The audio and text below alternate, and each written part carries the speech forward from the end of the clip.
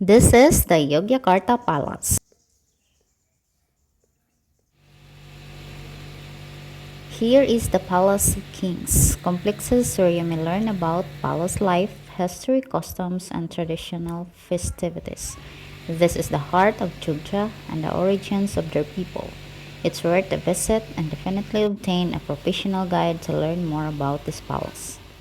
The Kraton or Yogyakarta Palace is a vast complex precisely built to symbolize the Javanese universe. It is a living element of history and tradition. It is still used as the Sultan's residence as well as for other major ceremonial and cultural purposes of the Yogyakarta court. There are modest museum-like structures displaying the Sultan's clothing and utensils. The Yogyakarta Sultanate's first ruler, Sultan Hamengkubuwono the King first, served as the complex principal architect during its construction in 1755 to 1756. Tudor Gauter, Thomas Bigude, and Lucian Adam, two Dutch scientists who valued his architectural knowledge, saw in him a worthy successor to Pakubuwono II, the founder of the Surakarta Sultanate.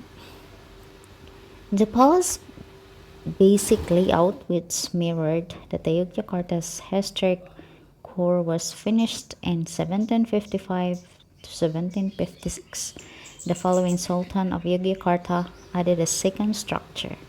The Sultan's area inside the water castle, the royal house, carriage museum, the Grand Palace Mosque, among other attractions, in addition to the Sultan's palace.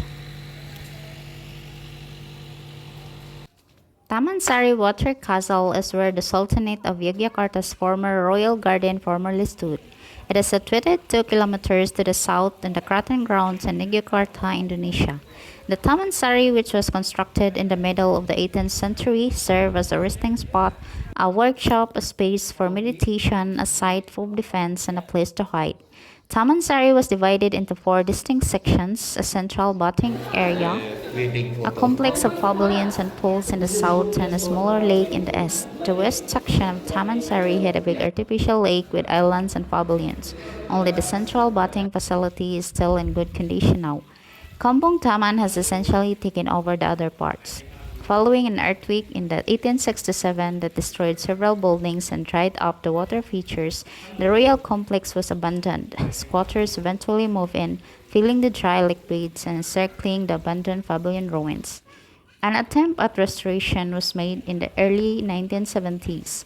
The only area that has been fully repaired is the swimming facility. During its time, the Taman Sari's primary complex was located around Sigaran Lake.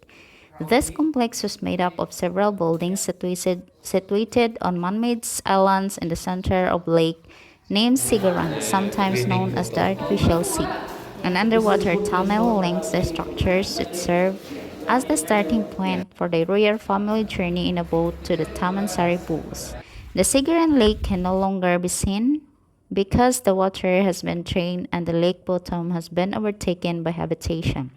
The underwater tunnel is still there and is accessible even though it is now underground because the water has evaporated.